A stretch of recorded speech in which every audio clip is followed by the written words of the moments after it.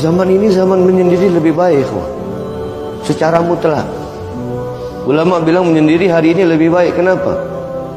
Luzumi sukut, banyak berdiam, jangan banyak bicara.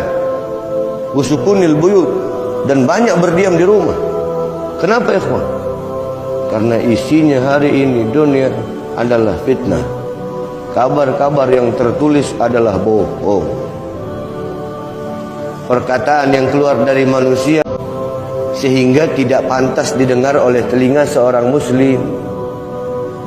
Lebih banyak mengurusi orang lain daripada mengurusi diri sendiri. Betul? Lebih banyak membincangkan orang lain daripada membincangkan diri sendiri. Maka sungguhlah yang sedemikian itu tidak akan Allah tanyakan. Karena dosa orang lain tidak akan Allah tanyakan. Yang Allah akan tanyakan dosa kita sendiri.